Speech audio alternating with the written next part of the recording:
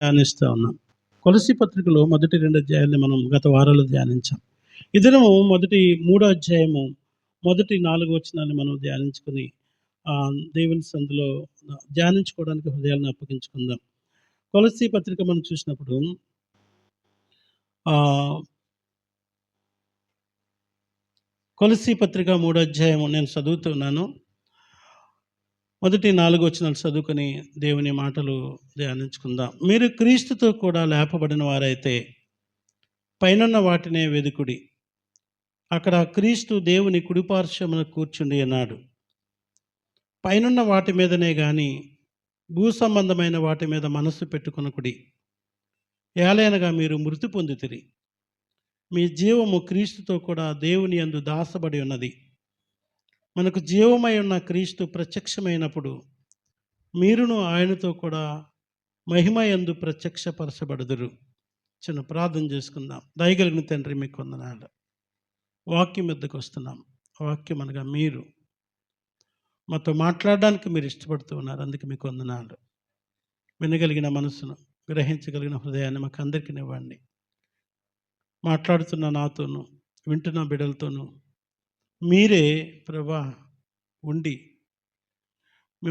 మేము మిమ్మల్ని అర్థం చేసుకోవడానికి కావలసినటువంటి ఆ జ్ఞానమును కృపనిమ్మని యేసునామములో ప్రార్థించి వేడుకుంటున్నాం తండ్రి.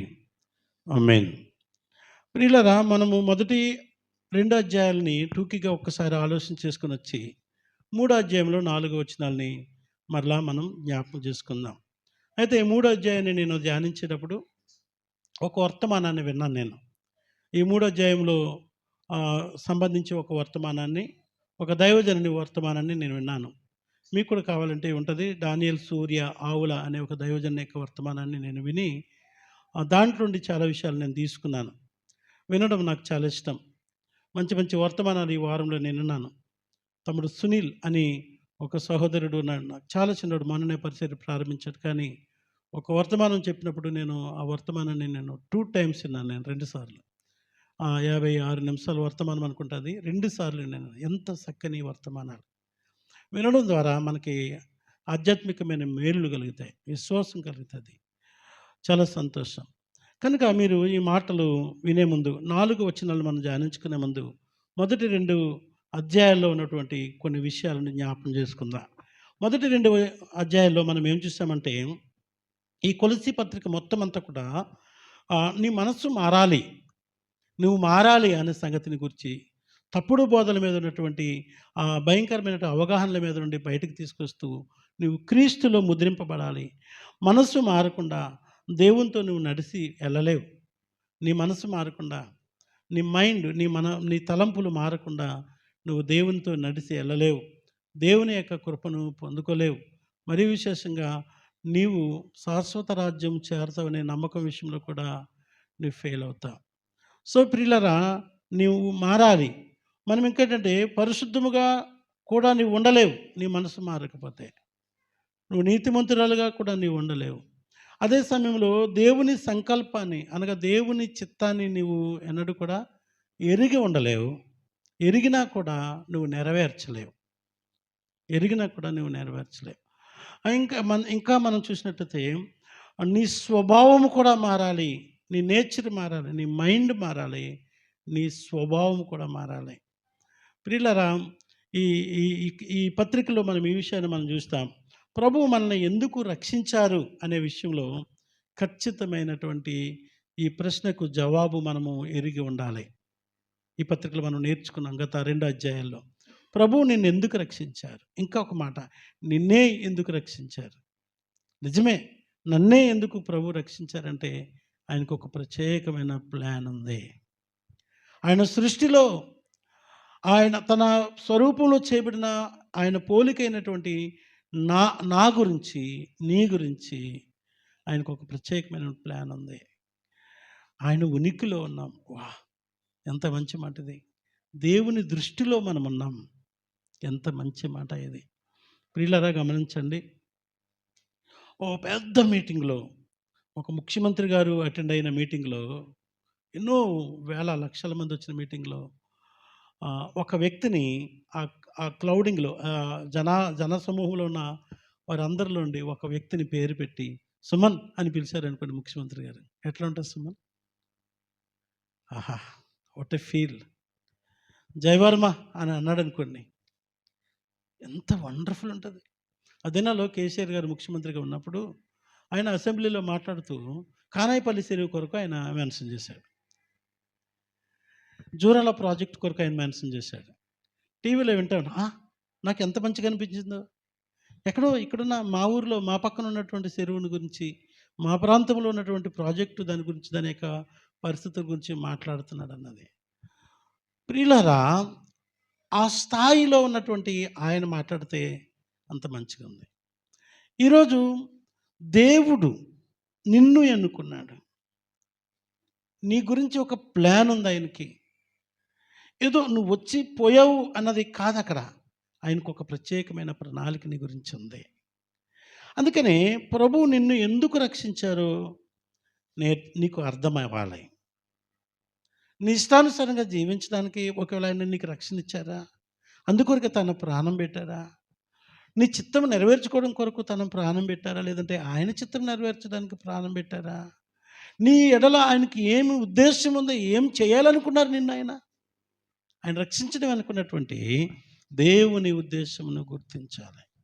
అనుకుందాం, మా ప్రమీల ఉంది, మళ్ళీ ఒక 3-4 నెలలు అయ్యాక కుమారుని తీసుకుని వెళ్ళిపోతుంది. వెళ్ళిపోయిన తర్వాత మరి అన్నడు కూడా పాలెంతో కానీ మాతో కానీ సంబంధం ఉండదు.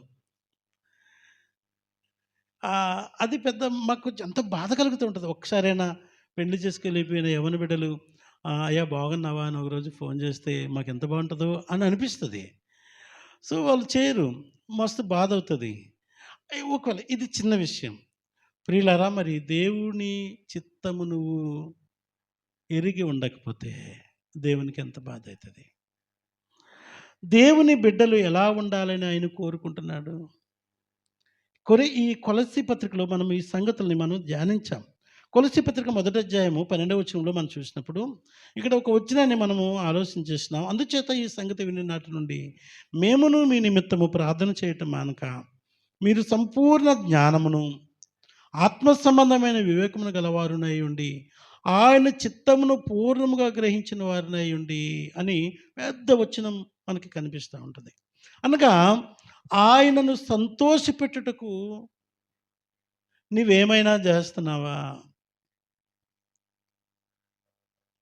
హలో, ఈ ప్రశ్నలు మీ ముందుకు వస్తున్నప్పుడు నువ్వు ఖచ్చితంగా దేవునికి ఆన్సర్ చెప్పడానికి నీ హృదయాన్ని అప్పగించుకోవాలి.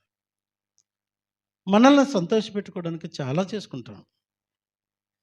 మరి ప్రభువుని సంతోషపెట్టడానికి నువ్వేమన్నా చేస్తున్నావా? ఆయనకు తగినట్లుగా నడుచుకోవాలన్నది దేవుని ఆశ. అది నీ ఇష్టానుసారంగా నడుచుకోవాలన్నది నీ ఆశ అయితే నీకు దేవునికి పొత్తు లేదు కదా. నీ ఇష్టానుసారంగా నడుచుకోవాలన్నది నీ ఆశ అయితే, ఆయన ఇష్ట ప్రకారంగా నడవాలని దేవుని ఆశ నీ గురించి ఉంటే నీకు ఆయనకి పొత్తు కుదరదు కదా. కనుక ఈ కొలస్సీ పత్రిక ద్వారా ప్రభువు మనతో మాట్లాడేదంటే ఆయనకు తగినట్లుగా నడుచుకోవడానికి మనం సిద్ధపడాలని 1వ అధ్యాయంలో మనం చూస్తాం. అందుకే దేవుడు మనం ఏం చేశాడంటే చీకటిలో నుండి ఏం చేశాడండి, మనలను వెలుగులోనికి తీసుకురావడానికి తన ప్రియకుమారుడైన యేసుక్రీస్తు ప్రభువారిని బలిగా అర్పించేశాడు. మనము చీకటిలో నుండి వెలుగులోనికి వచ్చేసినాం.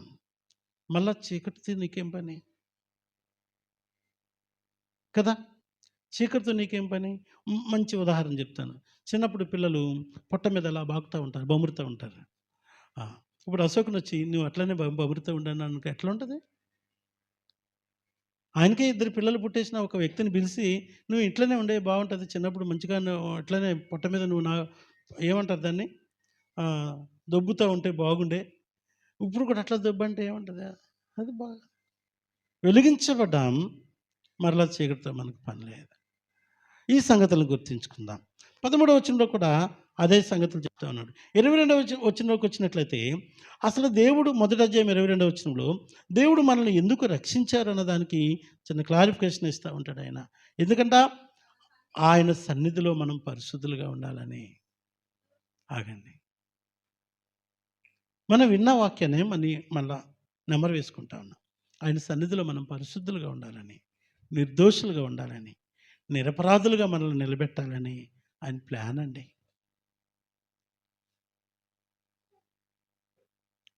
మీ పిల్లల్ని కాన్వెంట్‌లో చదివిస్తున్నారు. కొందరికి పెయిన్ ఉంటుంది. చాలా పైసలు చాలా ఖర్చు అవుతుంది. కాన్వెంట్‌లో చదివిస్తూ ఉంటారు. ఎందుకని? దొంగోడవ్వాలనా?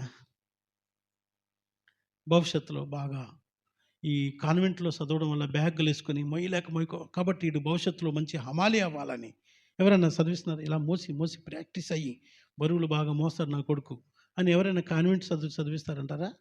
నో. అమ్మా అట్లనా? నో. కాదు, కాదు. దేవుడు కూడా మనం రక్షించింది ఒక ఉన్నతమైన ప్రణాళిక. ఆయనకు ఒక ప్లాన్ ఉంది. ఏంటి? మనము పరిశుద్ధులముగాను, నిర్దోషులముగాను, నిరపరాధులుగాను ఆయన సన్నిధిలో మనం ఉండాలని ఆయన మనల్ని ఎన్నుకున్నాడు. సో 28వ వచనం చూసినట్లయితే క్రీస్తునందు మనల్ని సంపూర్ణుగా చేసినాడు ఆయన. అందుకొరకు మనల్ని ఆయన ఏం చేయాలో అదంతా సిలువ ద్వారా మన కొరకు ఆయన చేసినాడు. మనము 2వ అధ్యాయంలోకి వద్దాం. మనం 3వ అధ్యాయంలో మొదటి 4 వచనాలు దినం ధ్యానించుకునే ముందు మొదటి అధ్యాయంలో దేవుని యొక్క ఉద్దేశం ఏమైంది, 2వ అధ్యాయంలో దేవుడు మనతో ఏం మాట్లాడడానికి ఇష్టపడ్డారు విన్నదానిని చూసుకుంటూ 2వ అధ్యాయంలోకి వచ్చినప్పుడు 6-7 వచనంలో 6-7 వచనాలు చూసినప్పుడు, కావున మీరు క్రీస్తు యేసును అంగీకరించిన విధముగా ఆయన యందు వేరు పారాలి. వేరు బాగా లోనికి వెళ్ళిపోయిన ఒక చెట్టు ఎన్ని తుఫానులు వచ్చినా, ఎన్ని ఒడిదుడుకులు వచ్చినా అది ఎట్టి పరిస్థితుల్లో కూలిపోదు. నీ విశ్వాసంలో నువ్వు పడిపోకుండా ఉండాలి అంటే క్రీస్తులో నువ్వు లోనికి వెళ్ళిపోవాలి. ఇంటి వలె కట్టబడాలి. విశ్వాసముందు స్థిరపరచబడాలి. కృతజ్ఞతాస్తుతులు చెల్లించుటలో నువ్వు విస్తరించాలి అనే సంగతిని జ్ఞాపం చేస్తా ఉన్నాడు. ఈరోజు చాలామందికి వేరు లేదు. ఏం లేదు? వేరు లేదు. ఏం లేదు చెప్పండి? వేరు లేదు. గట్టిగా గాలి వచ్చింది అనుకోండి, ఏమైద్ది? అది ఎగిరిపోతుంది, ఊడిపోతుంది. ఈరోజు నేను చెప్పిన వాక్యంలో నేను చెప్తున్నప్పుడు అన్నాను కదా, ఒక సహోదరు కొరకు మాట్లాడుతూ ఆయన మంచి వాక్యం చెప్పాడు. ఆయన ఏమంటాడంటే రబ్బర్ క్రైస్తవులు అంట. ఏం క్రైస్తవులు? రబ్బర్ని ఇలాగా మనకి ఎంత వస్తుంది, వదిలిపెడితే మళ్ళా గంతే ఉంటుంది కదా. రబ్బర్ బ్యాండ్లో మీకు తెలుసు కదా, ఎయిర్ బ్యాండ్స్ అవి ఉంటాయి. ఇలా ఎంత వస్తుంది, మళ్ళీ వదిలిపెడితే మళ్ళీ గంతే ఉంటుంది. ఎంత భయంకరమైన మాట. ఆ దైవజనుడు ఆ మాట వాడినప్పుడు నేను ఫోన్ చేసి మళ్ళీ అడిగాను, చాలా బాగుంది తమ్ముడు, ఏమిది, ఎంత ఆశ్చర్యం. నేను ఈరోజు స్టేటస్లో కూడా అదే పెట్టుకున్నాను. రబ్బర్ క్రైస్తవులు, నకిలీ విశ్వాసం, సాక్ష్యమే కానీ సమర్పణ ఉండదు, క్రీస్తు లేని ఖాళీ క్రైస్తవులు. ఏంది? ఎవరైనా ఈరోజు నా స్టేటస్ చూసారా? క్రీస్తు లేని ఖాళీ క్రైస్తవులు. వాళ్ళ జీవితంలో క్రీస్తు లేడట, కానీ క్రైస్తవులేనట. ఓ ఎంత విచిత్రంగా ఉంది అది. సో ఆయన యందు వేరు లేదు. వేరు లేకపోతే ఏం జరుగుతుందోనని యోహాను సువార్తను కూడా తీసుకొని మీకు 2వ మెసేజ్లో 2వ అధ్యాయం గురించి మీతో మాట్లాడాను. ప్రియులారా, మనము ఆ విధంగా ఉండాలన్నది ఆయనకి చిత్తం. మనం ఇక్కడికి వచ్చినట్లయితే 3వ అధ్యాయంలోనికి వస్తూ ఉన్నాం. ఈరోజు మనం 3వ అధ్యాయంలో మొదటి 4 వచనాలను ధ్యానిస్తూ ఉన్నాం. ఇక్కడ మనం చదివినట్లుగా చూసినట్లయితే మరొకసారి చదువుతున్నాను. మీరు క్రీస్తుతో కూడా లేపబడిన వారైతే పైనున్న వాటిని వెదుకుడి, అక్కడ క్రీస్తు దేవుని కుడిపార్శ్వమున కూర్చుండి ఉన్నాడు. పైనున్న వాటి మీదనే కానీ భూ సంబంధమైన వాటి మీద మనసు పెట్టుకొనకుడి, ఏలైనగా మీరు మృతి పొందితిరి. నన్ను చూడండి ప్రియులారా, నన్ను చూడండి. మీరేమయ్యారు? మృతి పొందితిరి. మీ జీవము క్రీస్తుతో కూడా దేవుని యందు దాసబడి ఉన్నది. మనకు జీవమైన క్రీస్తు ప్రత్యక్షమైనప్పుడు మీరు ఆయనతో కూడా మహిమ యందు ప్రత్యక్షపరచబడదురు. క్రీస్తుతో కూడా లేపబడితే ఏం చూడాలంట? మనం పైనున్న వాటిని చూడాలి. నేను స్టూడెంట్గా ఉన్నప్పుడు స్టూడెంట్ బైబిల్ స్టడీకి వెళ్ళినప్పుడు ఒక ఆయన చెప్పిన మాట నాకు ఈరోజు కూడా గుర్తుంటుంది. కొన్ని జంతువులు ఎప్పుడు పైకి చూడవంట. ఎప్పుడు భూమి మీదే చూస్తాయంట. ఎన్నడూ చూడవంట పైకి. ఆహ్, అన్ని జంతువులు కుక్క పైకి చూస్తది. ఇట్లా కొన్ని కోడి చూస్తది. అన్నీ చూస్తాయి గానీ, ఒక జంతువు ఉంది. అది ఎన్నడూ పైకి చూడదంట. అదెప్పుడు కిందనే చూస్తదంట. ఆ కింద చూసి కిందే దాని వ్యవహారం, ఆహారం అన్నీ. ఏదో ఆ జీవంటి పంది. అదెప్పుడు కిందకే చూస్తది తప్ప, మీకు ఎప్పుడైనా పైకి చూడడం మీరు చూస్తే నేనేం చేయలేను. అది మంచి పందై ఉంటది. ఒక జంతువు గురించి మాత్రమే చెప్తూ ఉన్నాను. పైకి చూడదంట. దానికి అలాంటి కన్‌స్ట్రక్షన్ ఉంటది. దాని మెడ ఉండదు దానికి. దానికి మెడ ఉండదు. కనుక పక్కకు కూడా చూడదెక్కువ. సీదా పోతా ఉంటదది. సో, ఈ పంది ఎన్నడూ బతుకున్నప్పుడు చూడదంట. దాన్ని సంపి మార్కెట్‌లోకి తీసుకొస్తాడు. పొట్టలో ఉన్నయన్ని పక్కన పడేసి, తీసుకొచ్చి ఉల్టా పెట్టి కూర్చోబెడతాడంట ఇలాగ. అప్పుడు కనపడుతది పైకి. ఏమైనా ప్రయోజనం ఉందా దానికి? స్టూడెంట్‌గా ఉన్నప్పుడు ఇది ఈ ఈ వచనం చెప్తూ ఆ అన్న ఈ మాట చదివినప్పుడు నాకు బాగా గుర్తుంది. అవును కదా! ఎన్నడూ కొందరు ఎన్నడూ పైకి చూడరు. పైన, పైన అనే మాట అర్థం ఏంటంటే యేసు వైపు. అక్కడ ఎవరున్నారంట? పైన ఎవరున్నారు?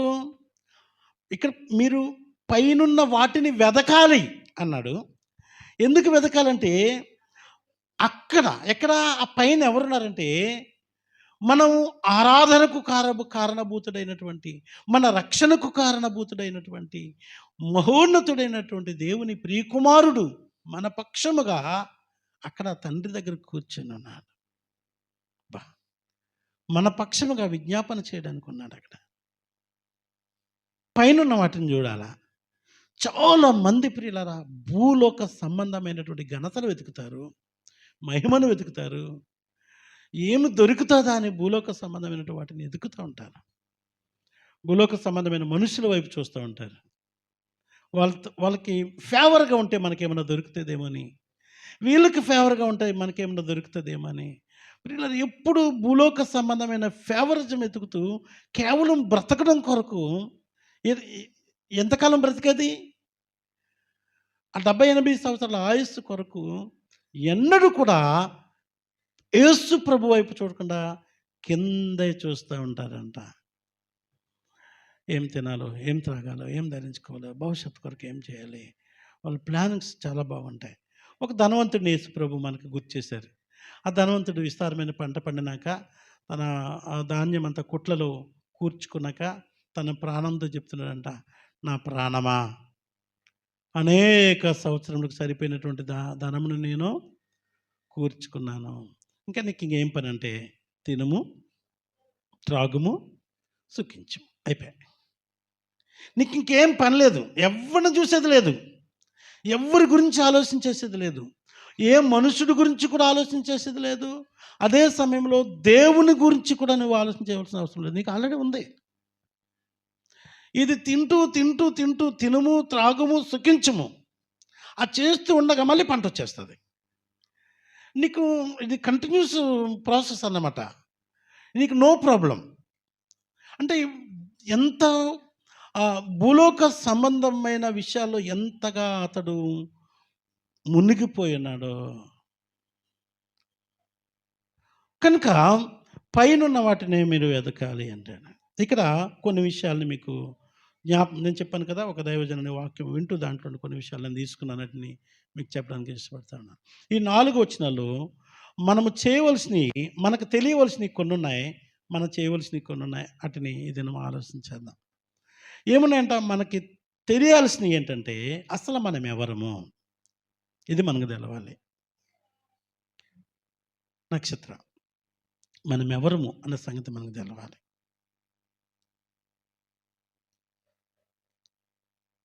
మనం ఎవరమో తెలియకపోతే ఎలా ఉంటది?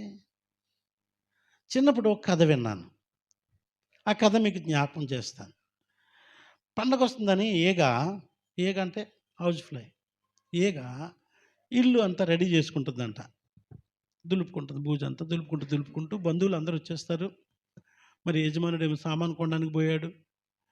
రేపే పండగ అందరూ వస్తారని అంతా బిజీగా పనిలో పని. ఈ పని సందర్భంలో దాని పేరు మర్చిపోయిందంట. దాని పేరేంటి? మీకు మీరు బాగానే గుర్తుంది మీకు. చిన్నప్పుడు కథలు అవన్నీ నాకు చాలా ఎంజాయిటీగా ఉండేవి. అందుకని మీ పిల్లలకి బెడ్ టైమ్ స్టోరీస్ చెప్పాలి. యేసుప్రభు గురించి లోక జ్ఞానం వచ్చి కూర్చోబెట్టి పిల్లలతో గడపండి. మా అమ్మ చెప్పేది. మా అమ్మ ఏం చదువుకోలేదు. పేరు మర్చిపోయిందంట. అరే! ఇప్పుడు నా పేరు మర్చిపోయినట్లా. సో పేరు కొరకు దానికి దుఃఖమైపోయిందంట. ఎవరైనా వచ్చి నన్ను ఏమని పిలుస్తారు? నా పేరు మర్చిపోయాను అని దాని పేరు కనుక్కోవడం కొరకు ఏడ్చుకుంటా పోతుందంట. పోతూ ఉంటుంటే ఒక బల్లి ఎదురైందంట. ఏం ఇక సరే ఏం చాలా బిజీగా వెళ్ళిపోతున్నావు అన్నదంట. అంటేప్పటికి నేను నా పేరు మర్చిపోయాను అని. అరే అట్లనే ఏగా నీ పేరు మర్చిపోయావా? మరి ఎట్లా మరి పో అని ఎక్కడైనా పోయే కనుక్కుందంట. అప్పుడు కూడా దానికి ఏగా అని గుర్తు రావట్లేదు. దాని సోయ అంతా ఎక్కడుంది? బంధువులు వస్తారు, ఇల్లు సర్దాలే, ఈ ఈ ఈ ఇక్కడే ఉండిపోయింది. కానీ ఆ బల్లి నీ పేరు ఏగా అని చెప్పింది. ఏగా అని పిలిచిందన్న సంగతి కూడా గుర్తు రావట్లేదంట. తర్వాత పిల్లి కనపడ్డదంట. ఏం ఈగ ఎందుకు ఏడుస్తున్నావు? ఎప్పుడు గుయ్యి గుయ్యమని ఉండదాను కదా అంటే, ఏముంది నా పేరు మర్చి అట్లా పో ఇంకెక్కడ కుక్క దగ్గర పోయాను. అలా పోతా ఉందంట. ఊరు దాటిందంట. ఊరు పొలిమేరలో ఆవు గడ్డి మేస్తూ ఉందంట. ఏం ఏగా ఏంది ఏడ్చుకుంటున్నావు? ఏంది ఎన్నడూ కూడా హాయిగా తిరిగేదానివి ఇంత దుఃఖం అంటే, అయ్యా రేపే పండుగ, ఇల్లంతా సర్దుతున్నాను, మా ఆయనేమో అన్నీ తేవడానికి పోయాడు, బంధువులందరూ వస్తారు, రేపు పొద్దున ఫుల్ ధూమ్‌ధామ్ ఉంది పరిస్థితి, నేనేమో పేరు మర్చిపోయాను. నీకన్నా గుర్తుంటే నా పేరు చెప్పరాదంటే ఈ ఏగా అన్నదంట. నా పేరు ఏ కదా, ఇంతమంది ఏగన్నారు నాకు తెలవలేదు. ఇంతమంది ఇంతసేపు నన్ను ఏగన్నారు నాకు గుర్తు రాలేదంటే ఏంటి? అది ఎన్ని పనుల్లో తలామునకలైపోయి దాని పేరును ఏగా అని పిలిచినా కూడా గుర్తించలేనంత బిజీ అయిపోయి దుఃఖంతో నిండిపోయిందంట ఏగా. ఎన్నో పాఠాలు దాంట్లో నాకు నేర్చుకున్నాను నేను. ప్రియులారా, ఇక్కడికి వచ్చినప్పుడు అసలు మనం తెలుసుకోవాల్సిన విషయాల దగ్గరికి వచ్చినప్పుడు మనం ఎవరమే? ఆయన బిడ్డగా మనము నడవాలంటే, నిలవాలంటే మనం ఏం చేయాలి?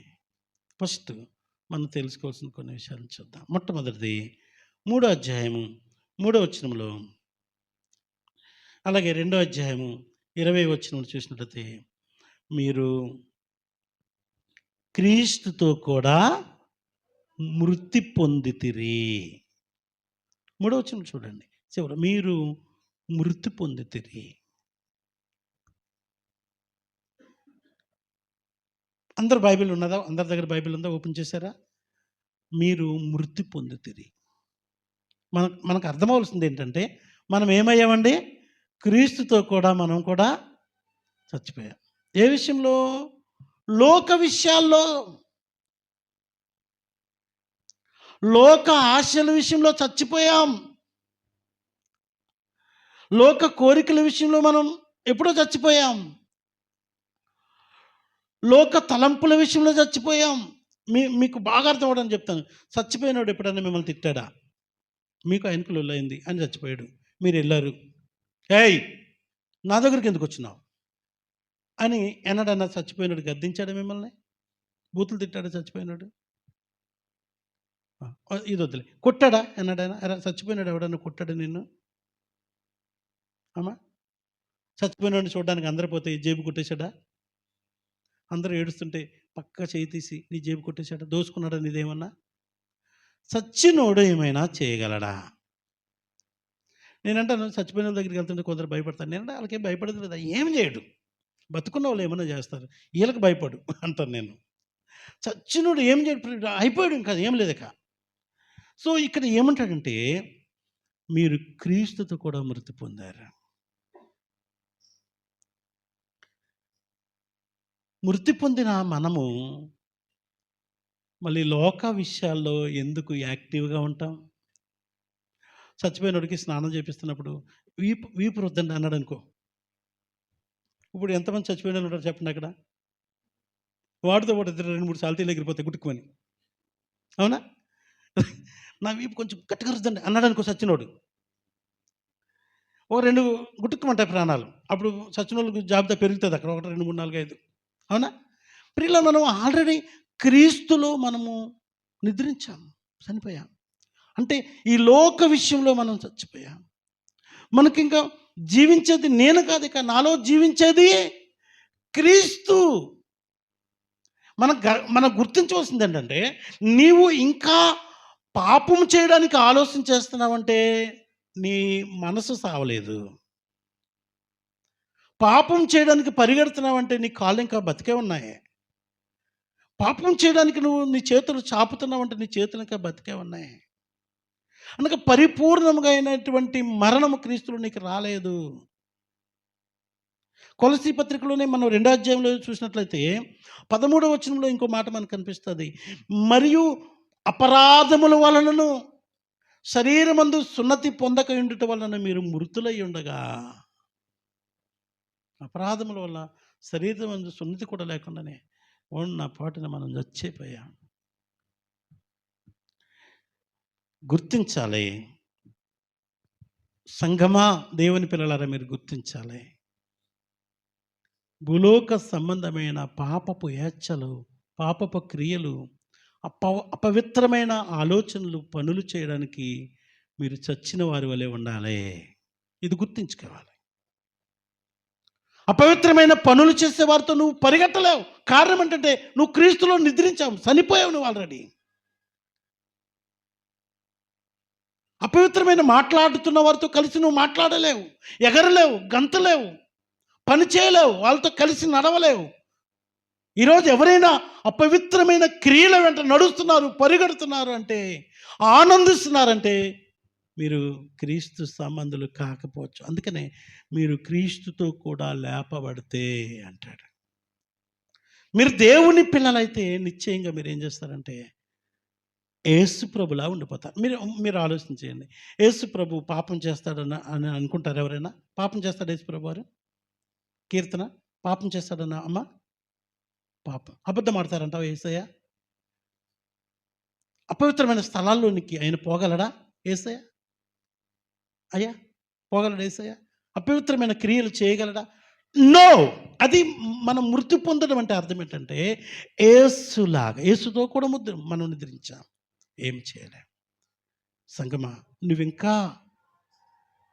నువ్వు అలాగే ఉన్నావంటే నీలో తేడా ఉంది. రెండోది మనం తెలుసుకోవాల్సింది ఏంటంటే, ఈ కొలస్సీ పత్రిక 2:12 అలాగే రోమా పత్రికలో కూడా మనం చూద్దాం. 6వ అధ్యాయంలోకి వస్తే 2:12 రోమపత్రిక 6వ అధ్యాయము 3వ వచనంలోకి వస్తే మనకి ఇంకొక విషయం తెలుస్తూ ఉంది. 2:12లో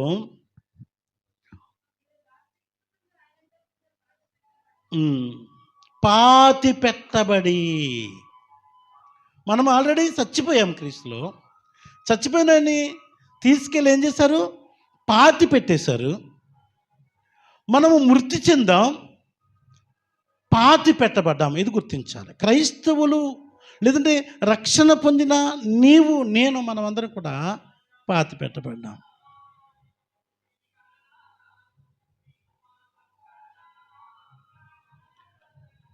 చిన్నప్పుడు, అంటే నా చిన్నప్పుడు కాదు, గ్లోరీ జాయ్ చిన్నప్పుడు, కూర్చోనన్నా ఏం కాదు, కూర్చో. గ్లోరీ జాయ్ చిన్నప్పుడు ఎవరైనా నిద్రిస్తే, ప్రభువును నిద్రిస్తే సమాధి కార్యక్రమానికి వెళ్ళడానికి నేను వెళ్ళేవాడిని కదా. ఆ గ్లోరం అయితే నేను సమాధి దగ్గరికి రమ్మన్నా నాతో వచ్చేది, కానీ జాయ్ భయం, గడగడ వణుకుతూ ఉండేవాడు. జాయ్ అక్కడికి రానా కొంచెం అంటే వాడికి ఎంత భయం. నాకు భయపడి ఆయన చనిపోయిన ఆయనకి భయం, ఆయనంటే భయం, నేనంటే భయం. ఏం చేయాలో అర్థం కాక తటస్థంగా కొంచెం చెప్పండి వచ్చేసాడు. వచ్చినాక వాడు ఇంటెన్షన్ ఏంటంటే ఏం చేశారో కనుక్కోవాలని ఆలోచన కలిగి ఉండేవాడు. ఏం చేశారు డాడీ, ఏం చేశారు? ఏం లేదురా, అంతా బాగానే అయింది, పెట్టేశాం, మన్నేసాం. వచ్చేసే ముందు హఠాత్తుగా చెయ్యి బయటకు తీసి వాళ్ళ కొడుకుది కాలు పట్టేసుకున్నాడు. నా కొడుక వెళ్ళొద్దు, నేను ఒక్కడే ఉండలేను అంటున్నాడు. అంటుంటే మేమందరం లాగితే గోరులు గిచ్చికిపోయి అట్లా గుంజుకొని వచ్చాడు. అంటే వాడు నిజంగా నమ్మేవాడు. అవి చచ్చిపోయిన చేతి పై కట్టాడేమో, పట్టుకున్నాడేమో. తింగరోడా, చచ్చినోడు వస్తాడా అనేది గ్లోరమ్మ.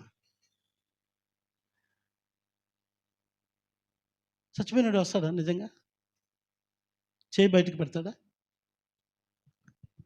హలో, మీరు పాతి పెట్టబడ్డారు క్రీస్తుతో కూడా. నడవలేరు, వాళ్ళతో కలిసి నడవలేరు, మీరు నిలబడలేరు, మాట్లాడలేరు, ఆలోచన చేయలేరు. యేసు ఏమై ఉన్నాడో అలాగే ఉండిపోతారు. మొట్టమొదటి మనం తెలుసుకోవాల్సింది ఏంటంటే, మనము మృతి పొందాం, చనిపోయాం క్రీస్తులో. రెండోది, ఆయనతో పాటు పాతి పెట్టబడ్డాం. మూడోదైతే 3వ అధ్యాయం 1వ వచనంలో ఆయనతో పాటు లేపబడ్డాం. ఎంత ఘనతది! చనిపోయి పాతి పెట్టబడి లేసాం.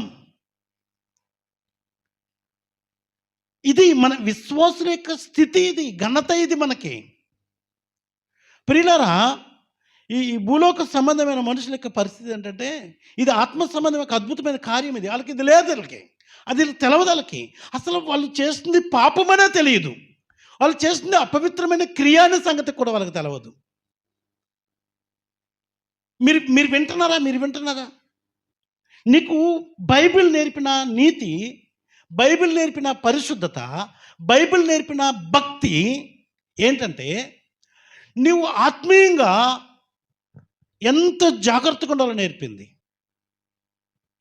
ఒకప్పుడు నేను అలా లేము, మనం ఏం చేస్తే అదే కరెక్ట్, అదే భక్తి. ఒకప్పుడు నా జీవితం అదే, మీ జీవితం అదే.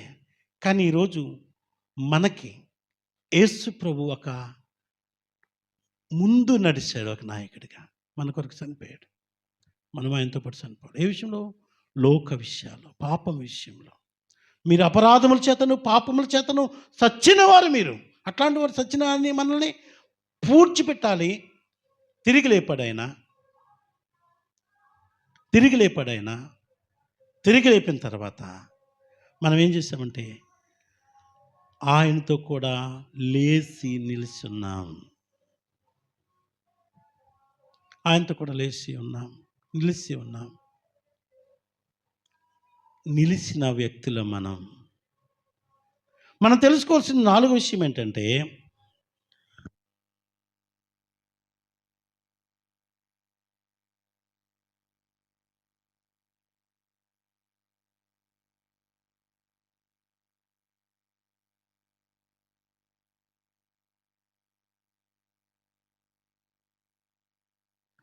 రైట్, 4వది మీ కాన్సంట్రేషన్ ఇక్కడ ఉంచడం కొరకు ఈ మాట చెప్పినాను. ఇక్కడ 2వ అధ్యాయం 11వ వచనంలో మనకు ఒక మాట కనిపిస్తుంది. ఏం కనిపిస్తుంది? మనము దేవుడు మీ హృదయాన్ని సున్నతి చేశాడు. హృదయములు సున్నతి అనగా యూదులకు బాహ్యాంగ చర్మము, పురుషులకు సున్నతి చేయబడి పరిశుద్ధులుగా వారు ఎన్నుకునేవారు. మన హృదయాల్లో ఉన్నటువంటి పాపమును, ఇక్కడ మనం ఇంకో కొన్ని జాగ్రత్తగా ఒక మాట చూద్దాం. మనం నూతన పరచబడ్డాం. పాత హృదయాన్ని తీసివేసి, రాతి హృదయాన్ని తీసివేసి, అపవిత్రమైన తలంపులతో కూడిన దానిని తీసివేసి, ఆయన ఏం చేశాడంటే మనల్ని సున్నతి చేశాడు. అనగా హృదయాన్ని పవిత్రపరిచాడు, పరిశుద్ధపరిచాడు. ప్రియులారా, మీకు అర్థమవుతుందా? ఇది క్రీస్తు శిలువలో చేసిన కార్యం ద్వారా మన జీవితంలో జరిగినటువంటి ఉన్నతమైన క్రియ. మనము ఆదాములో ఉండి మరణిస్తే నిత్య నరకం. మనం యాక్చువల్గా ఆదాము అనగా మొదటి పురుషుడు, పాప పురుషుడు అతడు. అయితే ఆయన ఏం చేశాడు? క్రీస్తులోనికి వస్తే మనకు నిత్య జీవం. మొదటి ఆదామేమో పాపం చేసి త్రోసివేయబడితే, కడపటి ఆదామైన యేసుక్రీస్తు మనల్ని ఏం చేశాడంటే నిత్య జీవం ఇవ్వడానికి నీ స్థానంలో, నా స్థానంలో ఆయన మన పాపాలను పట్టుకొని మరణించాడు. మన ఉగ్రత ఆయన భరించి మనల్ని క్షమించాడు. ఇది మన మీద ఉన్న మరణ శిక్షను ఆయన భరించిన అనుభవం. రెండో చూసినప్పుడు, మనం ఎప్పుడైతే క్రీస్తులోనికి వచ్చామో మరణమునకు మన మీద ఇంకా అధికారం లేదు. హలో, చాలాసార్లు నేను మరణం గురించి మాట్లాడుతుంటే మీరందరూ భయపడిపోతారన్న సంగతి నాకు తెలుసు. కానీ విచిత్రమైన మాట చెప్తున్నాను, మీరు అర్థం చేసుకోవడం చెప్తున్నాను. భూలోక సంబంధమైన మరణము గురించి చింత లేదు నీకు. ఈ శరీరం ఏదో ఒక దినాన్ని నిన్ను విడిచిపెట్టి వెళ్ళాలి, అయిపోద్ది. అంతే, మన ఇది వెనకటి వల్ల ఏమన్నా అయిపోద్ది. అయితే ఈ నిత్య జీవం అనే దాని గురించి వచ్చినప్పుడు ఆత్మకు మరణం లేదు.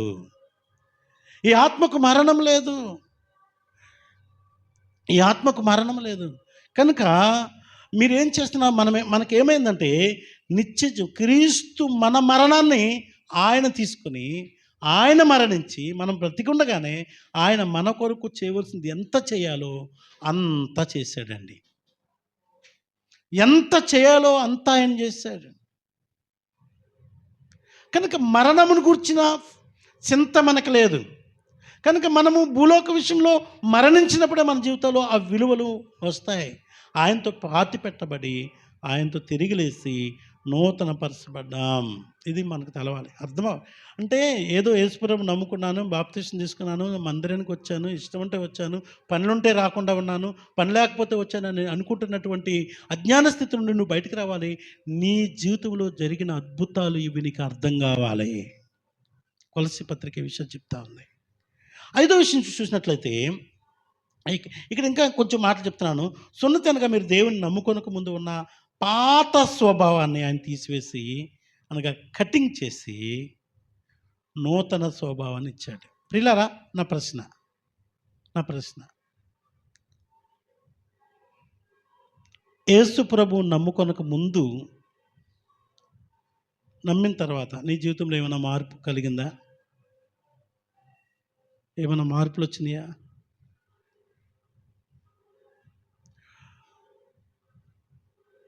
నన్ను అర్థం చేసుకోండి, నా ప్రశ్న మీకు అర్థం కావాలి. యేసు ప్రభు నమ్ముకోక ముందు ఉన్న నీవు, యేసు ప్రభు నమ్మిన తర్వాత నీవు ఏమైనా మార్పు వచ్చిందా? సేమ్. ఇది దారుణం, సిగ్గుపడే విషయం ఇది. అనగా నువ్వు క్రీస్తును వెంబడిస్తున్నావు, క్రీస్తు బిడ్డవని చెప్పుకుంటున్నావు, కానీ నువ్వు రబ్బర క్రైస్తవుడివి. ఎంత భయంకరం ఇది! సేమ్ ప్రభు వాక్యం నీ ఎద్దకు వస్తూ ఉంది, నీ కొరకు ఆయన చేసిన త్యాగము నీకు అర్థమవుతూ ఉంది, కానీ నువ్వు మళ్ళీ అదే స్థితికి నువ్వు వెళ్ళిపోతే భయంకరం. ఇక్కడ మనం తెలుసుకోవాల్సిన 5వ విషయం ఏంటంటే, 3వ అధ్యాయం కొలస్సీ 3:1 మీరు క్రీస్తు కూడా లేపబడిన వారైతే పైనున్న వాటిని వెతుకుడి, అక్కడ క్రీస్తు దేవుని కుడిపార్శ్వమున, మనం కూడా యేసు క్రీస్తు పక్కన కూర్చుంటాం. సంతోషం అంటే చెప్పకూడదు, దేవుని మహిమపరచవచ్చు. ఆహా, ఎంత భాగ్యం ఇది! మనము కూడా యేసు క్రీస్తు ప్రభువారి పక్కన కూర్చునే భాగ్యము. ఇది నీకు అర్థమవుతే నువ్వు ఎక్కడ పడితే అక్కడ కూర్చోవు, ఎవరితో పడితే వారితో నడవవు. నేను నా స్టేజ్ వేరు, నా లెవెల్ వేరు. 8th క్లాస్ అనుకుంటా చదువుతున్నప్పుడు జరిగిన ఒక సంఘటన. మా ఫ్రెండ్ ఒకడు ఉండే, వాడి పేరు నాగయ్య, టీచర్ అయ్యాడు. మేబీ ఎక్కడ ఉన్నాడు ఇప్పుడు తెలియదు. అయితే వాడు ఎప్పుడు ఎలా ఉండేవాడు, చాలా భద్రంగా ఉండేవాడు అనమాట. అదే విచిత్రం, ఆ వయసులో, ఆ 8వ తరగతి వయసులో వాడు ఎంత డిగ్నిటీ మెయింటైన్ చేసేవాడు అంటే, వాడు ఎవరైనా ఫ్రెండ్ వెళ్ళి ఇలా చేసారనుకో, రా అన్నారనుకో, వాడు ఎప్పుడు తీసేసేవాడు మాకు తెలియకుండానే మా చేయి తీసేవాడు ఇలాగా. కారణం ఏంటి? భుజం మీద చేస్తే అంగి నలిగిపోద్ది, మైలవుతుంది. 8వ తరగతిలోనే వాడు నెమ్మదిగా తీసేవాడు అనమాట. అలా తీసి కొంతకాలానికి మాకు అర్థమైంది, వాడికి ఇస్త్రీ పెట్టి అని పేరు పెట్టుకున్నాం మేము. ఒరే ఇస్త్రీ పెట్టిగాడు వస్తున్నాడు రా అని. మేము ఉండలేక, మాకు చేతకాక, అంత నీట్గా ఉండడం మాకు చేతకాక ఆడికి ఇస్త్రీ పెట్టి అని పేరు పెట్టాం. మేము ఎంత విచిత్రమైన మనుషులో చూడండి. ప్రియులారా, ఎందుకు ఈ మాటలు చెప్తానంటే, ఇక్కడ మనము ఆయనతో కూర్చుంటున్నామంటే ఏం డిగ్నిటీ మెయింటైన్ చేయాలి చూడండి. ఆయనతో కూర్చుంటున్న మనము ఆయన ఏమై ఉన్నాడో అలా ఉండాలి. అప్పుడే మనం ఆయనతో కూర్చోడానికి సరిపోతాం. అలా మనల్ని చేశాడు ఆయన. హల్లెలూయా. రమేష్ గారు, మీకు అర్థమవుతుందండి? యేసుప్రభుని నమ్ముకోవడం అంటే ఏదో మేలు జరుగుతుంది, ఇది మేబీ అది అంత కానివ్వండి, తర్వాత సంగతి అండి. మొట్టమొదట మనకు వచ్చిన ఘనత ఏంటంటే, నిత్య జీవములో, నిత్యత్వంలో యేసు ప్రభువారు మనతో కూర్చుంటారు. ఒక కుర్చీ కొనుక్కున్నాం ఒకసారి మేము. ఇంట్లో మొదటి కుర్చీ అది. ఇక్కడికి వచ్చినాక ఇంట్లో మొదటి కుర్చీ. అది కూడా ఎలా అంటే పాస్టర్‌కి సుస్థి అయినప్పుడు కాకినాడలో ఆపరేషన్ చేసి తీసుకొని వచ్చినాం. ఆపరేషన్ హాస్పిటల్‌కి వెళ్ళి తీసుకొచ్చేటప్పుడు నా స్నేహితులందరూ కలిసి అంతంత అమౌంట్ వేసుకొని అన్నొచ్చాడు పోతున్నాడు అని ట్రైన్ ఛార్జీలకి ఎట్లా పెట్టగా కొన్ని అమౌంట్ ఇస్తే నా దగ్గర మిగిలిన డబ్బులతో నేను ఏం చేసింటే గుర్తు కొరకు కుర్చీ తీసుకొచ్చాను. చాలా బాగుండేది. దాని మీద నేను కూర్చుండేవాడిని అనమాట.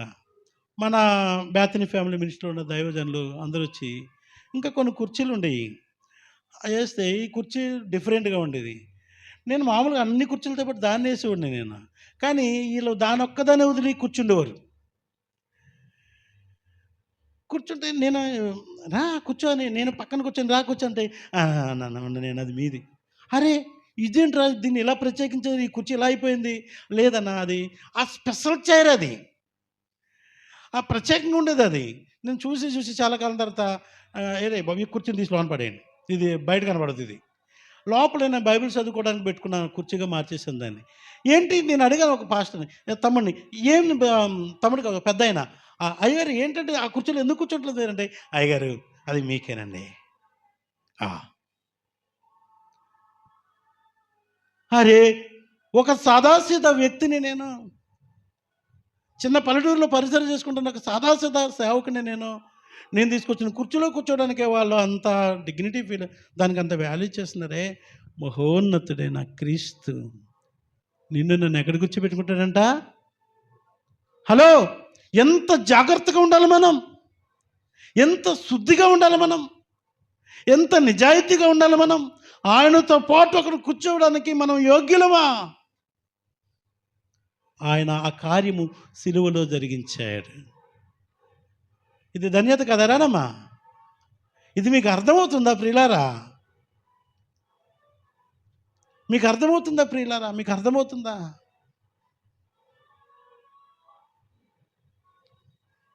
మనం తెలుసుకోవాలి. ఇది ఎప్పుడైతే నీకు అర్థమైపోయిందో, ఇవి లోకంలో ఉన్నాయని చెత్తలా కనిపిస్తాయి. పాపము ఏంటో నీకు అర్థమైపోతుంది. అపవిత్రత అంటే నీకు అర్థమైపోద్ది. ఇది అర్థం కాకపోతే నువ్వు ఏ చెత్తలోకనే పోతావు, ఏ పాపమైనా మామూలుగానే చేసేస్తావు ప్రియులారా.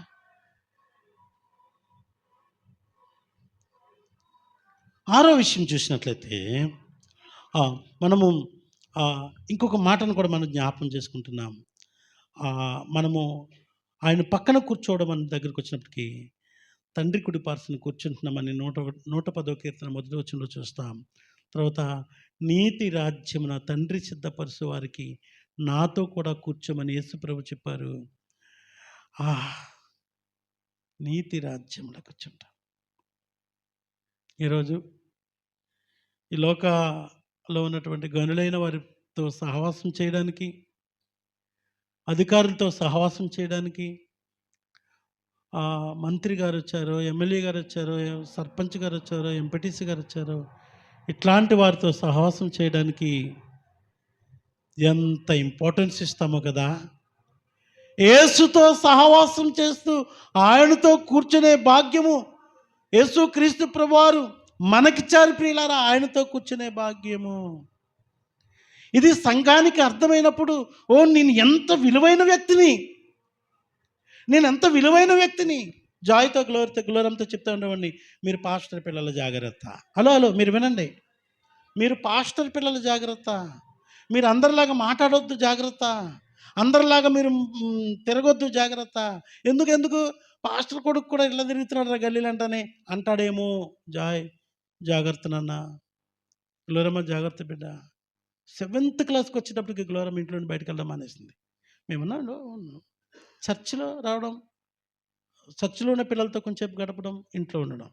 ఓ రోజు సువర్ణక్క అడిగి, ఏంటమ్మా పాస్టర్ దగ్గర, ఏంటమ్మా పిల్లలు అసలు బయటకు రావడం, ఎక్కడికి పోద్దు అన్నావు ఏంటమ్మా అని పాస్టర్ అడుగుతుంది.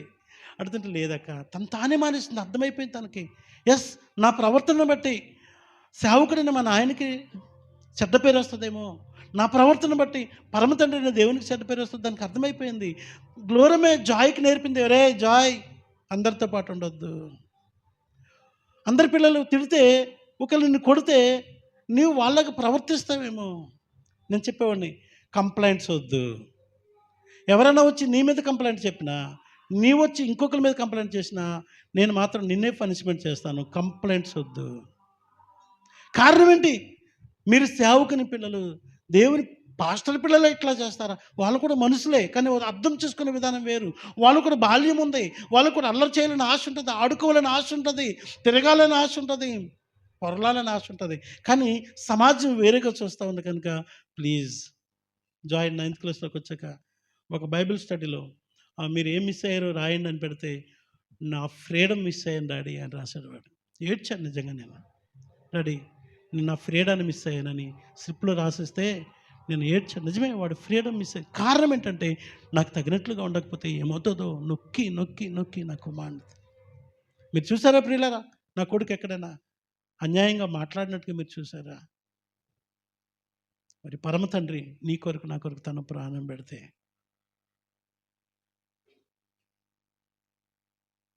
ఎలా ఉండాలి? ఇది మనం తెలుసుకోవాలి. ఇంకా మనం చూసినట్లయితే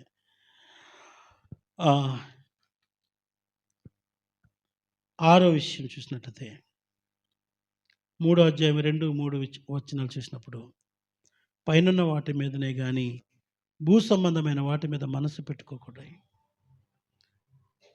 మీ జీవము క్రీస్తుతో కూడా దేవుని యందు దాచబడి ఉంది. మన జీవాన్ని శాశ్వత రాజ్యములో యుగయుగాలు ప్రభుతో ఉండడం కొరకు లోకంలో ఉండి ప్రత్యేకంగా తీసి దాచుకుని ఉన్నాడంట. మనము నిత్య జీవం కొరకు దాచబడ్డాం. ఎట్టి పరిస్థితుల్లో ఈ దాచుకున్నటువంటి ధననిధిగా దేవుడు మనల్ని ప్రత్యేకించుకొని దాచుకుంటే, నువ్వు ఓపెన్గా బయటకు పోతే దొంగెత్తుకుపోతాడు నీ జీవాన్ని, అపవిత్రపరుస్తాడు. అపవిత్రాత్మ వాడి పేరు. నిన్ను అపవిత్రపరుస్తాడు. కనుక ఆయన నిన్ను దాచుకున్నాడు. ప్రియులారా, ఆయన చేతిలో నుండి బయటకు పోవద్దు, ఆయన కృపలో నుండి బయటకు పోవద్దు, ఆయన పరిశుద్ధతలో నుండి బయటకు పోవద్దు, వాక్యము దాటిపోవద్దు. హల్లెలూయా.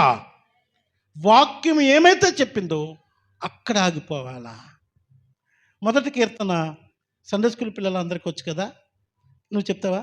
దా 1వ కీర్తన వచ్చిన మటుగా చెప్పు, నీకు వచ్చింది నాకు తెలుసు. కమాన్ రా బాబీ. 1వ కీర్తన. ఎందుకు భయపడతారు? మీకు వచ్చింది చెప్పండి. 1వ కీర్తనలో రా. అందరు తీసుకున్నారు. మేబీ ఉన్నది ఉన్నట్టుగా చెప్పకపోయినా చెప్పొచ్చు. మొదటి కీర్తన చెప్పు. దుష్టుల ఆలోచన చొప్పున నడవక, పాపుల మార్గంలో నిలవక, అపహాసకులు కూర్చున్న చోట కూర్చున్నాక. అయిపోయి ఆ కీర్తన అంతా ఇదే. దుష్టుల ఆలోచన చొప్పున నడవద్దు, పాపుల మార్గంలో కూర్చోవద్దు, నిలవద్దు, అపహాసకులు కూర్చుండే చోట కూర్చోవద్దు. బైబిల్లో ఫస్ట్ తెలిసింది ఇదే నాకు వాక్యం. షాక్ అయ్యాను నేను. మనము మన జీవము క్రీస్తులో దాచబడి ఉంది. మనం ఎక్కడ నడవాలో మనకు గైడెన్స్ ఉంది, ఎక్కడ నిలవాలో మనకు చెప్పాడు ఆయన, ఎక్కడ కూర్చోవాలో ఎక్కడ కూర్చోకూడదో మనకు చెప్పాడు ఆయన, ఏమి మాట్లాడాలో మనకు చెప్పాడు ఆయన, ఏమి తినాలో చెప్పాడు ఆయన. ఎందుకంటే మనము మామూలు కాదు, ఆయనలో దాచబడి ఉన్నాం. God bless. ఆయనలో దాచబడి ఉన్నాం. ప్రియులారా, ఆ ప్రత్యేకతను గమనిస్తున్నావా? నీవెవరి సంబంధివి? నీ విలువ ఎంత గొప్పది. ఈ యాత్ర ముగించినాక నీకు అర్థమైతే, అయ్యో నేను ఎన్ని మార్లు చెప్పినా కూడా నేను వినలేదే అని నువ్వు బాధపడి నిత్య నరకములో ఏడుస్తూ పండ్లు కొరుకుతూ ఉండడం అది బాగోదని దేవాది దేవుడే మనల్ని కొలసి పత్రిక ద్వారా మరలా హెచ్చరిక చేస్తా ఉన్నాడు. అమ్మా ప్లీజ్, మీరు క్రీస్తులో దాయబడి ఉన్నారు. అది ఎట్టి పరిస్థితుల్లో బయటికి రావద్దు. ఆయన చేతిలో నుండి నువ్వు బయటకు వచ్చేస్తాయి. ఆయన పరిశుద్ధతలో నుండి బయటకు వచ్చేస్తాయి. ఆయన నీతిలో నుండి బయటకు వచ్చేస్తాయి. హలో, దొంగ నిన్ను దోసుకోవడానికి సిద్ధంగా ఉన్నాడు. అపవిత్రమైన స్థలానికి ఈడ్చుకొని పోవడానికి సిద్ధంగా ఉన్నాడు. గెరాసేనులు దేశస్తుల వలె నిన్ను నిర్జీవమైన స్థలాల్లోనికి, ఆ సమాధిలోనికి తీసుకుపోవడానికి వాడు సిద్ధంగా ఉన్నాడు. నిన్ను నువ్వు గాయపరుచుకుంటా నీకు తెలియకుండా అయిపోయిన అనుభవాలు, గెరాసేను దేశస్తుడి అనుభవాలు.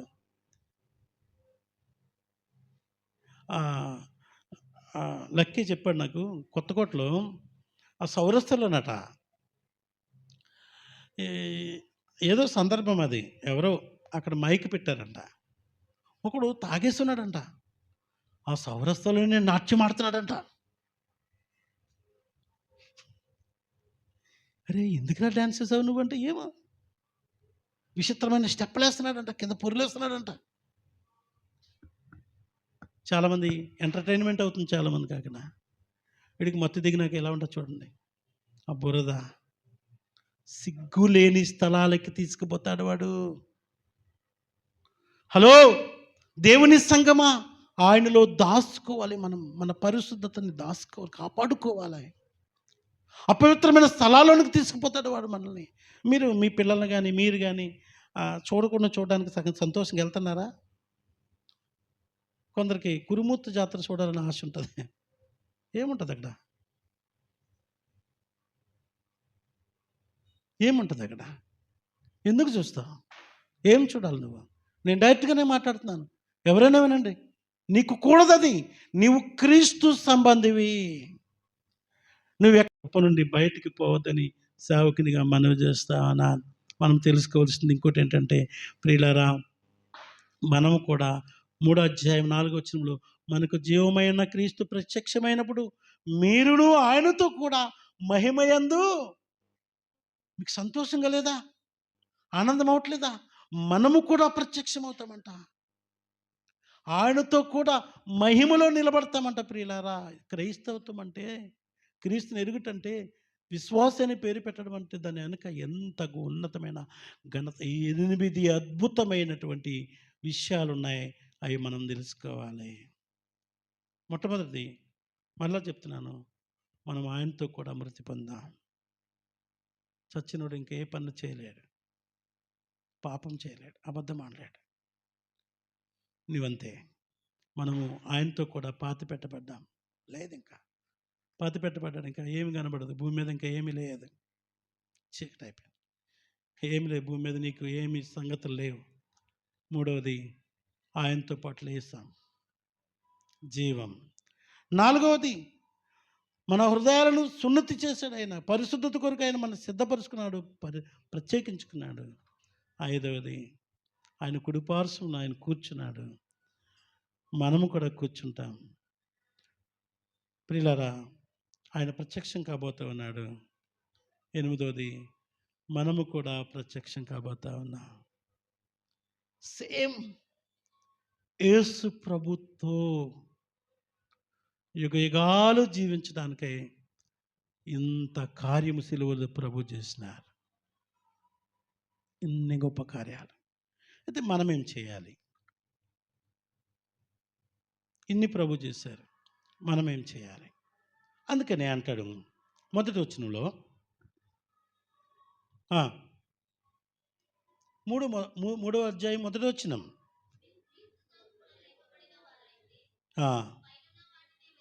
ఏం చేయాలంట? మనము పైనున్న వాటిని వెదకాలి.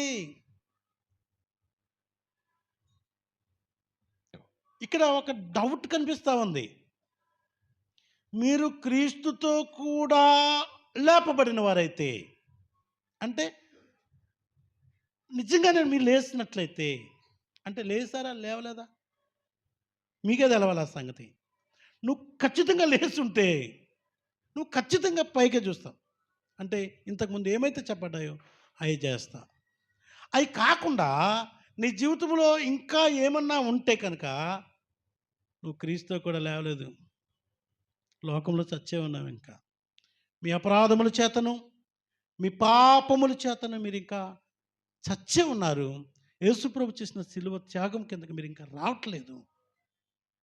శిక్ష కొరకు మీరు రెడీగా ఉన్నారన్న సంగతి జ్ఞాపకం చేస్తూ ఉన్నాడు. మనం చేయవలసింది ఏంటంటే మనము పైనున్న వాటిని వెతకాలి, కష్టపడి వెతకాలి. ఇప్పుడు ఎక్కడున్నాడు? ఎన్ని కొండలు ఎక్కాలి నువ్వు యేసుప్రభుని వెతకడానికి? ఎన్ని గుట్టలు ఎక్కాలి? ఎంత దూరం నడవాలి? చెప్పులు తీసి నడవాలా? చెప్పులు వేసుకుని నడవాలా? ఇది కాదు. అంత దూరం ఏం దాక్కోలేదు ఆయన. నిన్నంత కష్టపెట్టడానికి ఆయనకేమీ ఇష్టం లేదు.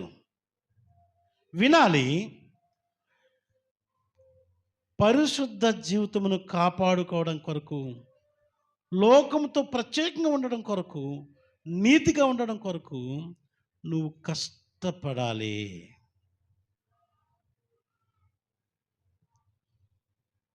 ఇది చాలా విచిత్రమైన వింతైన సంఘటన.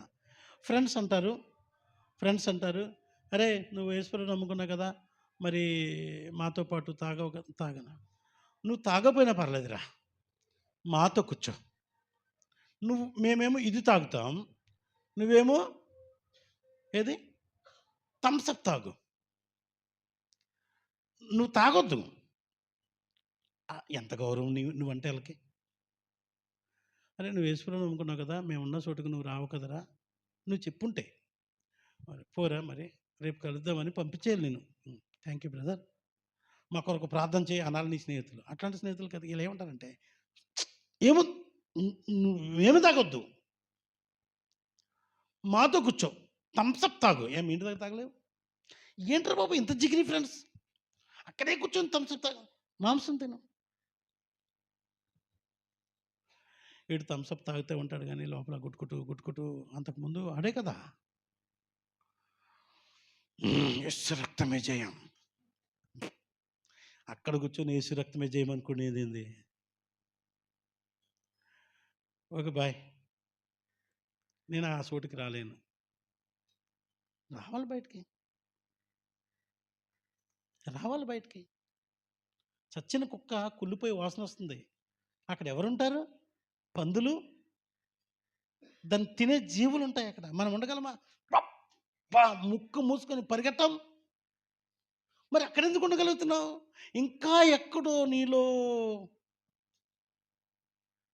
సంగమా, అది కష్టం. అంటే ఏమని అనుకుంటారు? అనుకోకు, కొంచెం కష్టం అవుతుంది, ఏం కాదు. వాళ్ళు రమ్మన్న చోటుకి నువ్వు వెళ్ళకుండా ఉండడం, నో చెప్పడానికి కొంచెం కష్టమవుతుంది. నేర్చుకోవాలి. నేను రాలేను సారీ, నేను అక్కడికి రాలేను. ఇంకొక చోటు చెప్పారు, అది అపవిత్ర, ప్రభు రాలేరు, నేను కూడా రాలేను సారీ. ఏం దోస్తానం? నేను నరకానికి తీసుకెళ్లే దోస్తానం నీకు అవసరమా? కష్టపడాలి. నో చెప్పడానికి నువ్వు నేర్చుకోవాలి. సంగమా, రెండోది మనం ఏమి నేర్చుకోవాలంటే, పైనున్న వాటి మీద మనసు పెట్టుకోవడం నేర్చుకోవాలి. ఏకాగ్రత, కంట్రోల్ చేసుకోవడం నేర్చుకోవాలి. గురిని తప్పిపోకూడదు. మీరు ఆర్చరీ చూసారా? బాణం వేస్తారు కదా ఇలాగా, అక్కడ ఒక పాయింట్ ఉంటుంది, పట్టుకుంటాడు. లేదంటే షూటింగ్ గన్ పెట్టుకుంటాడు, అక్కడ ఒక పాయింట్ ఉంటుంది, 1 2 2 మధ్య పాయింట్ ఉంటుంది, 1 2 2 రౌండ్ 3 రౌండ్ 4 రౌండ్ అని ఉంటాయి. ఈయన కింద రౌండ్లో కొట్టాడనుకో, ఆయనకి ఏ 3 పాయింట్లు 1 పాయింట్ వస్తుంది.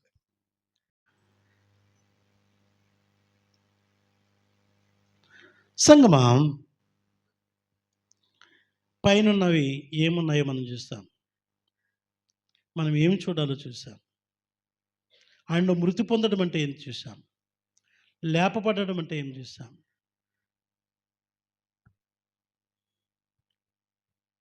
నువ్వు ఎలా ఉన్నావో కూడా ఒకసారి చూసుకో. ఇంకా మనం చూసినట్లయితే, ఒకప్పుడు మనం యేసు దగ్గరికి రాకముందు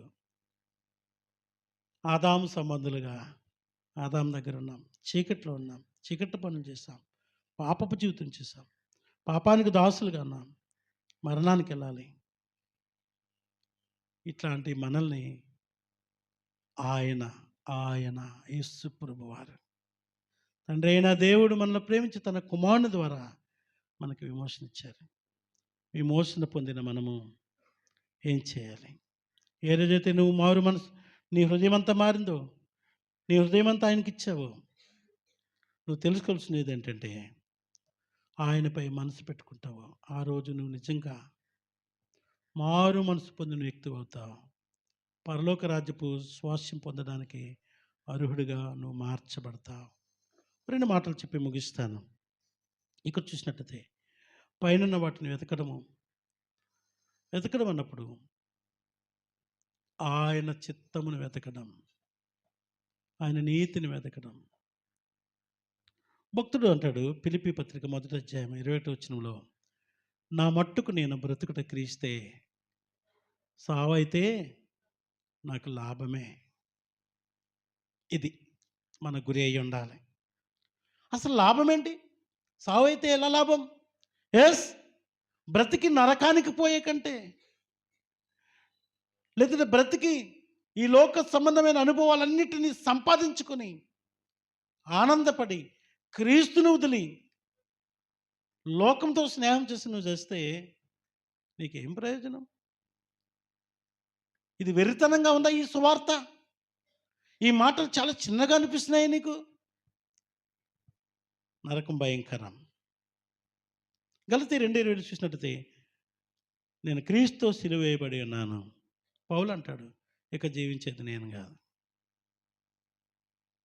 నాలో ఆయన జీవిస్తున్నాడు, ఆయన నన్ను నడిపిస్తున్నాడు.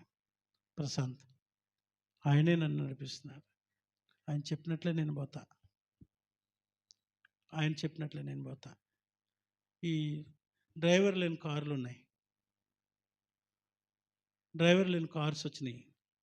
దాంట్లో ఏం చేసి సాఫ్ట్వేర్ అప్డేట్ చేస్తారు, సాటిలైట్తో కనెక్షన్ చేస్తారు. కనెక్షన్ చేసి డ్రైవర్ ఉండడు, అందరు కూర్చోద్దంట. దానికి స్టీరింగ్ గీరింగ్ మామూలుగానే ఉంటాయి. అదే సాటిలైట్ నడిపించేస్తూ ఉంటుంది. ముందు వెళ్తున్నవాడు ఎంత దూరం, ఎంత స్పీడ్ వెళ్తున్నాడు, వాడు బ్రేక్ కొట్టాడంటే బ్రేక్ కొట్టుకుంటుంది. లెఫ్ట్ వెళ్ళాలి, సాఫ్ట్వేర్ అప్డేట్ చేస్తారు. గూగుల్ మ్యాప్ పలానా చోటుకి వెళ్ళాలి, కరెక్ట్గా అక్కడ తీసుకెళ్ళాక డోర్లు ఓపెన్ చేస్తుంది. మనం దిగాక డోర్లు మూసుకుంటుంది. మళ్ళీ అది ఎక్కడికి పోవాలో అక్కడికి పోతుంది. ఎంత విచిత్రంగా ఉంది. హలో, అలా అయిపోవాలి మనం. మనల్ని ఎవరు నడిపించాలి? యేసయ్య నడిపించాలి. ఎవరు గూగుల్ అంటున్నాడు? యేసు నడిపించాలి. అదైనా మిస్టేక్ కావచ్చేమో. యేసు వాక్యము ద్వారా నడిచినప్పుడు నిన్నెవరు డిస్టర్బెన్స్ చేయలేరు.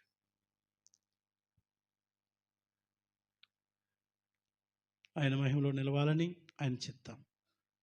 ఆయన మహిమను పొందడానికి నీవు ఇష్టపడితే, ప్రభువా నిన్ను సంతోషపెట్టడానికి నేను బ్రతుకుతాను, నేను పైనున్న వాటి మీద మనసు పెడతాను, భూలోకముది చూసింది మస్తు అయిందయ్యా, చాలు, నన్ను నడిపించని అడుగుదాం.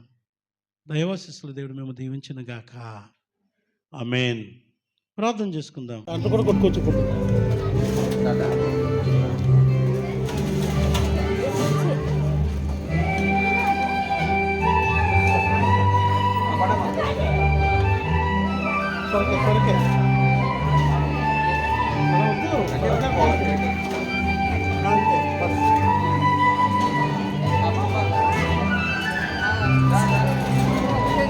మోటార్ బంద్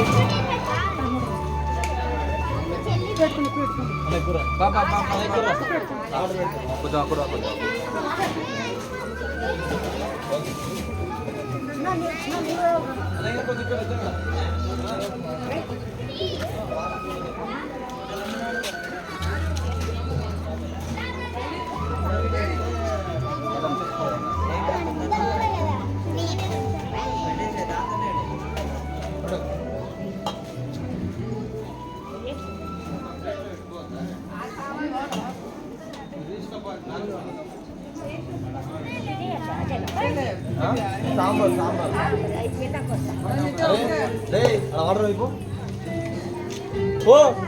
దానికి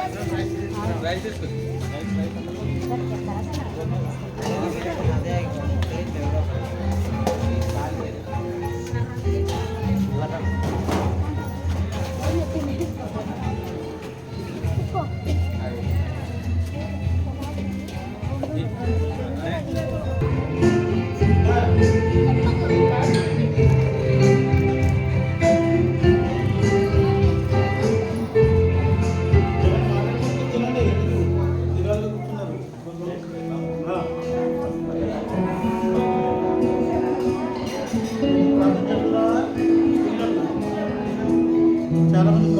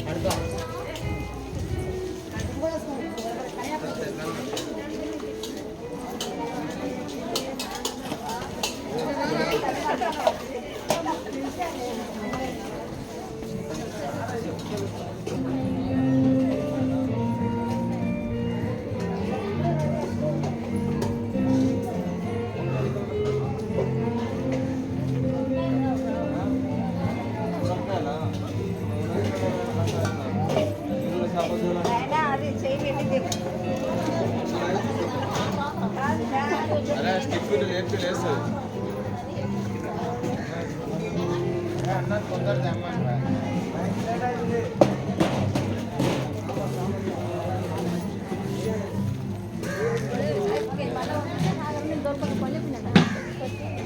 ఎందుకు